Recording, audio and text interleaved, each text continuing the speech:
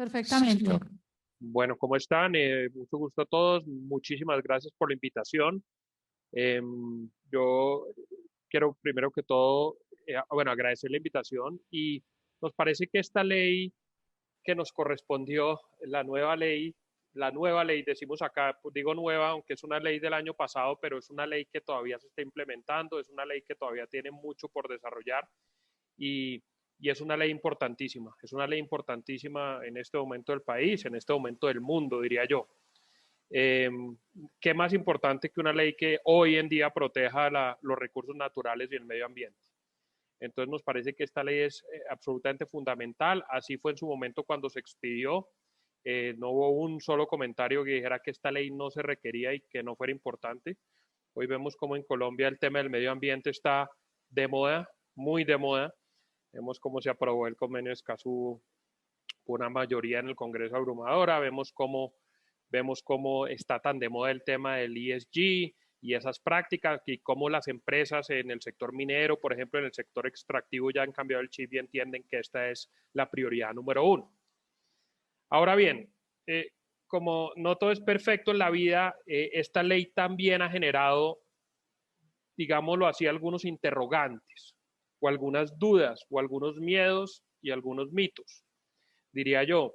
Entonces, esta ley es una ley, por ejemplo, que incorpora al Código Penal, por supuesto, delitos nuevos tema ambiental, en el tema ambiental, como por ejemplo la deforestación y, por ejemplo, la financiación a la deforestación, que es lo que nosotros conocemos, y esto lo va a explicar Juan Camilo, que es el penalista, que él ahorita se va a meter un poco más de fondo en los delitos, como un tipo penal en blanco. El tipo penal en blanco lo que quiere decir es que es una norma que necesariamente se envía o nos lleva a otra norma y entonces las dos normas se tienen que armonizar. Entonces, en este caso vemos que se tiene que armonizar la norma penal con la norma ambiental. Si llega a haber contradicciones o llega a haber temas que no sean del todo claros, pues entonces puede haber dudas en la interpretación y en la aplicación de la norma. Entonces, esto ha generado, digamos, también cierta preocupación. Hay temas como el delito de apropiación ilegal de baldíos que no queda del todo claro si efectivamente genera una afectación al medio ambiente. Entonces, ¿por qué? También hay dudas si sobre esto sería un delito ambiental. Y hay otros temas como la incorporación del concepto de ecocidio, que es una palabra fuerte que genera también algunos miedos y cuando uno al final va a ver, pues tal vez no hay nada muy diferente a lo que ya existía. El tema de la fiscalía especializada, de los jueces especializados, pues temas de si los jueces y los fiscales que van a aplicar esto van a estar capacitados o no para aplicar una ley de estas proporciones. Entonces, pues sí hay unas dudas. Yo, como ustedes vieron en mi presentación, soy básicamente abogado minero, trabajo en temas ambientales y sociales, pero sí me parece que la presencia de Juan Camilo acá es absolutamente fundamental. Como ya lo presentaron, Juan Camilo es abogado penalista y ha trabajado estos temas en particular. Entonces creo que él nos puede dar algunas luces eh, sobre, digamos, qué implican los nuevos delitos. Él puede avanzar un poco en esto y yo pues ahí intervendré en lo que considere que sea necesario, por ejemplo, en cosas que considero que pueden afectar el tema minero. Vi que ya tuvieron una sesión de formalización minera, tema que a mí me apasiona y que tiene mucho que ver con esta ley. Entonces yo también quisiera ahorita intervenir un poco en eso, pero Juan Camilo, tal vez yo le doy la palabra para que vayamos como desarrollando ya los delitos teniendo en cuenta que el tiempo no es corto, ¿correcto? Gracias. Bueno, muchas gracias, Hernán. Lo primero es saber si me ven y me oyen bien. Si no, por favor, me lo hacen saber. Quiero agradecer también la invitación a USAID y a los organizadores del evento para hablar con relación a un tema que como decía Hernán, es de gran actualidad, de gran relevancia y como decimos nosotros, pues también como algo de moda, ¿no? Estos temas ambientales ahora están muy de moda. Yo digo que el derecho penal es de modas. En un tiempo fue el lado de activos, en otro de administración pública. Hoy uno podría decir que está a la moda si está hablando de los temas ambientales desde la órbita y la perspectiva penal. Sin duda, pues es un poco complejo hablar de temas penales a esta hora después del almuerzo con esa situación en la que llega uno después de almorzar, pero bueno, vamos a tratar de hacerlo dinámico, de hacerlo rápido. El bien jurídico tutelado en los delitos ambientales definitivamente no es un tema absolutamente novedoso en la ley penal colombiana. Ya existían unas normas penales desde el Código Penal del 2000 y a decir verdad habían sido reformadas no hace mucho tiempo. Creo que para nadie es un secreto que nosotros tenemos una fe ciega en que las normas y la descripción de nuevas leyes pues está en capacidad de modificar las realidades sociales y eso pues estamos atados a eso y por eso vemos todos los días reformas y reformas legislativas. De hecho, yo lo hablaba hace un par de días con Hernán, en el periódico El Tiempo salió hace 2 días una propuesta o que algún congresista de los recién electos va a presentar una propuesta para establecer penas de 15 años para el tema del fracking, cuando ni siquiera, pues hasta donde yo sé, el tema se ha discutido a fondo, si conviene no hacerlo, y pues ya están pensando en meterle normas penales. Bajo esa perspectiva, pues definitivamente hubo hace algunos años, entonces, gracias. Lo que venía diciendo es que hubo una propuesta de reforma muy importante hace unos años que hablaba de un concepto de impacto ambiental, verdaderamente unas modificaciones además muy alejadas de la dogmática y del manejo que se viene haciendo de esos temas. La reforma a la que alude Hernán, que ya lleva un año, nosotros decimos la nueva ley, porque verdaderamente un año no es mucho para el desarrollo de una ley, pues hizo lo que siempre hacen las leyes penales, aumentar las penas y crear nuevos delitos penales. Nuevos delitos, pero en la medida en que ya había habido una reforma, pues a decir verdad, las modificaciones no fueron tan dramáticas como se habían manifestado en un comienzo. Entonces, pues yo, dado lo escaso del tiempo, no voy a hacer una descripción de todas las normas que se contemplan en la ley y tal y como quedó este capítulo del Código Penal, que además, esta sí es una novedad interesante, trae varios subcapítulos referidos al bien jurídico de los delitos ambientales y no un único capítulo como existía anteriormente.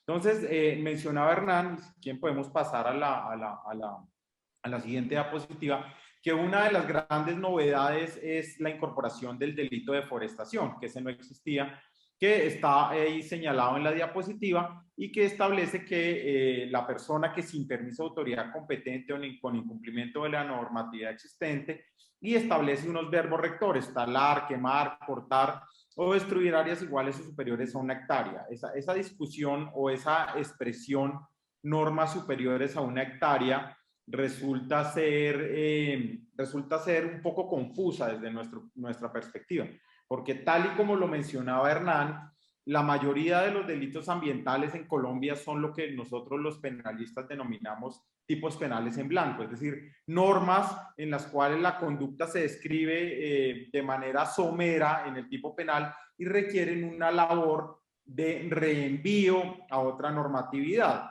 Eso ocurre a veces en el Código Penal, pero en este caso se va a normas ambientales. Y lo curioso es que, tal y como se menciona en la diapositiva, esas normas ambientales, en tratándose de deforestación, no hacen ninguna referencia al número de hectáreas.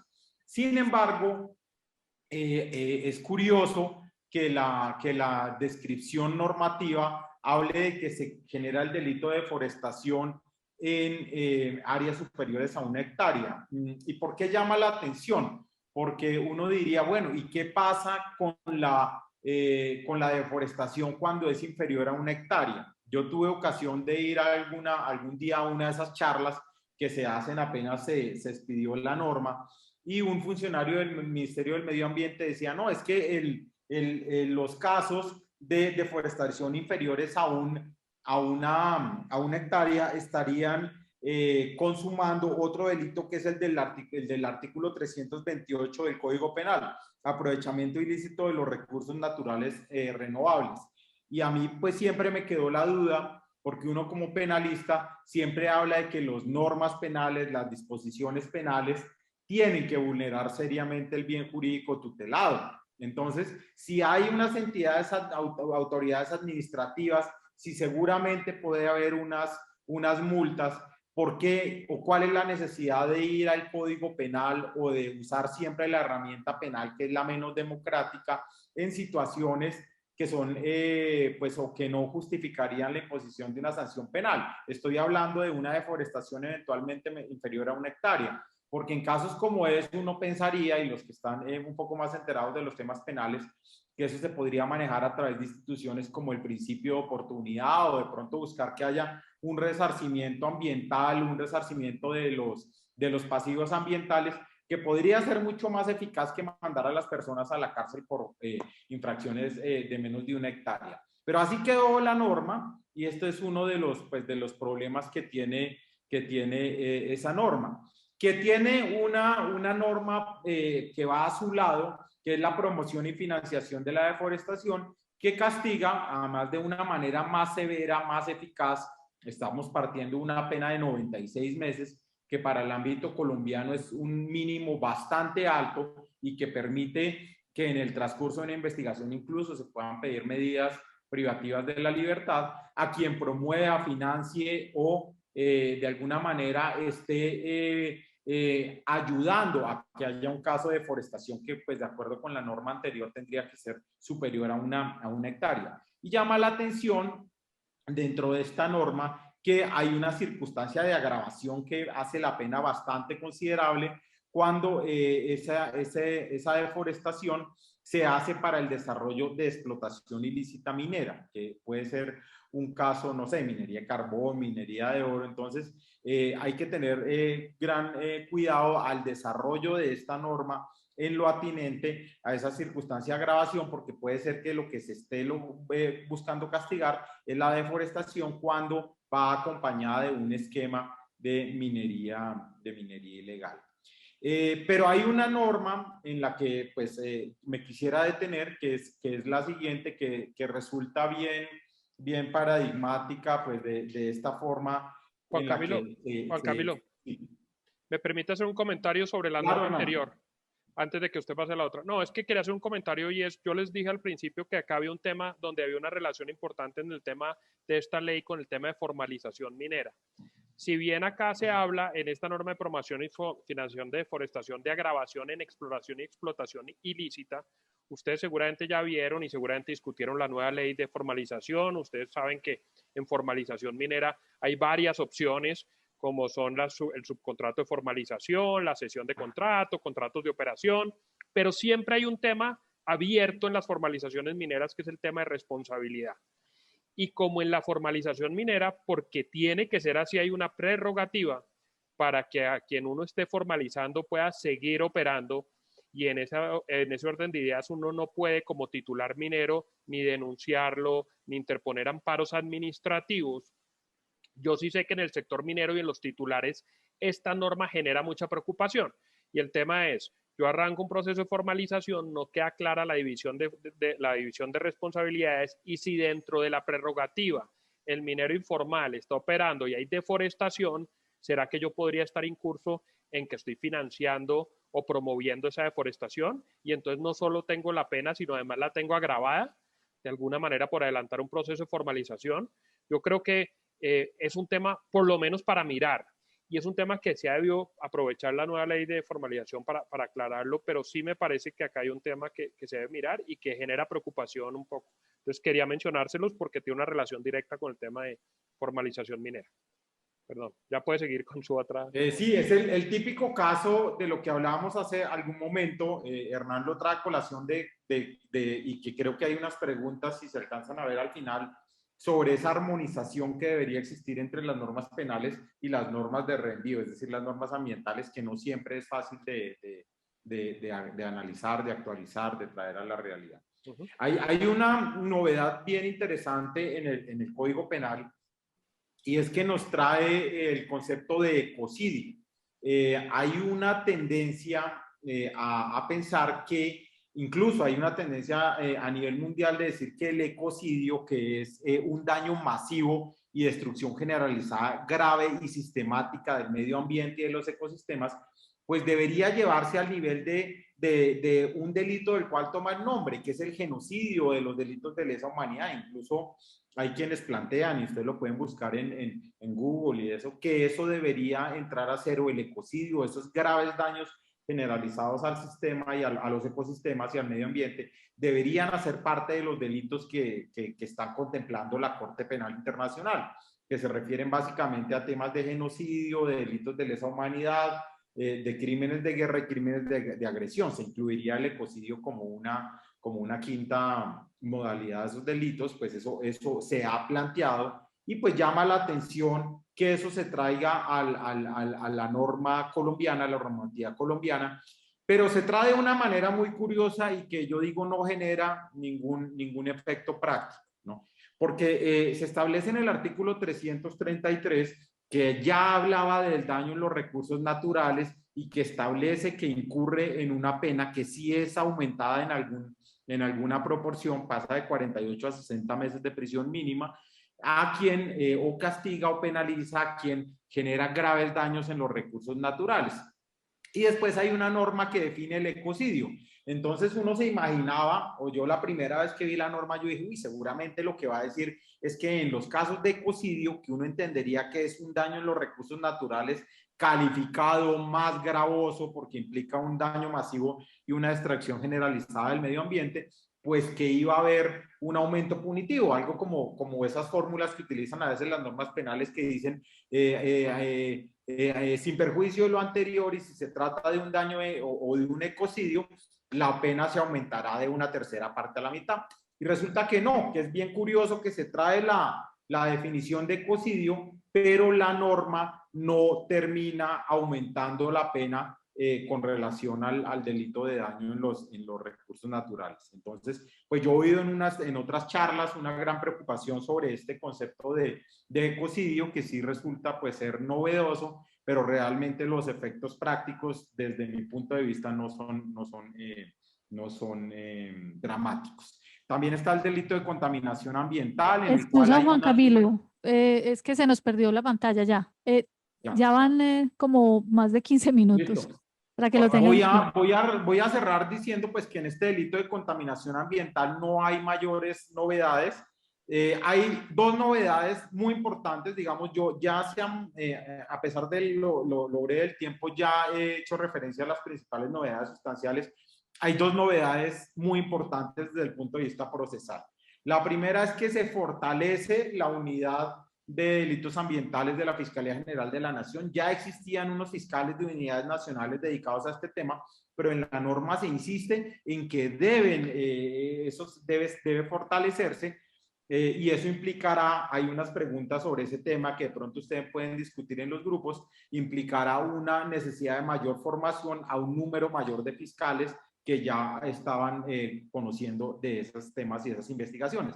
Pero lo que resulta aún más novedoso es que algunos de estos delitos se adscriben al conocimiento de los jueces penales del circuito especializados, que en Colombia todos sabemos, eso es una herencia de la justicia sin rostro, y son jueces que manejan temas especialmente graves de terrorismo, de bandas criminales, de narcotráfico, unos jueces muy especializados en la atención de esa criminalidad organizada, que ahora van a tener que conocer de delitos como el aprovechamiento ilícito de los recursos naturales, el tráfico de fauna, esa deforestación de la que hablábamos ahorita, el daño de los recursos naturales y el ecocidio a los cuales nos referíamos. Entonces, eso sí que van a implicar la necesidad de promover capacitación y de promover un mayor conocimiento para estos jueces, que son los que finalmente van a determinar si una persona o un grupo de personas es culpable o no de delitos de esta naturaleza, y que hasta ahora pues no conocían de esta criminalidad. Sí, los fiscales, repito, sí había ya unas unidades en la fiscalía encargadas de esos, pero es un tema absolutamente novedoso el que algunos o el que los jueces del circuito especializado deban empaparse de esa problemática. Yo con eso pues ya termino la intervención sobre los temas penales. No sé si Hernán, a nosotros hay un capítulo que nos parece muy importante, que es hablar, aunque sea brevemente, del compliance, de la necesidad de implementación en las empresas de compliance ambiental. No sé si Hernán pues quiera cerrar con ese tema. Sí, muy rápidamente, yo quería cerrar con ese tema. Acá quería un poco desvirtuar un mito y es que con esta ley no se implementó la responsabilidad penal de las personas jurídicas. Es correcto, Juan Camilo, ¿cierto? Entonces acá hay un proyecto en ese sentido, pero digamos, ese pánico de la responsabilidad de las personas jurídicas y un poco pensar que esto como de alguna manera están las empresas involucradas, la ley la implementó, eso no es cierto y eso lo he discutido con Juan Camilo ampliamente. Entonces uno diría, ¿qué hacer?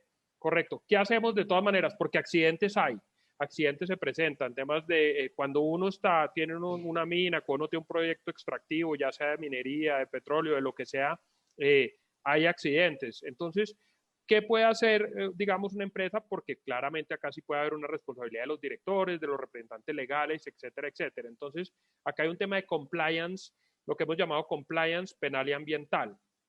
Entonces, como toda empresa, así como si fueran a implementar medidas de ESG, así como cosas o políticas que seguramente muchos de ustedes ya implementan, la creación y actualización de una matriz ambiental es fundamental, que identifique los riesgos ambientales que por supuesto pueden generar los procesos de las compañías. Entonces, contaminación, yo tengo una actividad extractiva, tengo que dejar clarísima mi matriz ambiental.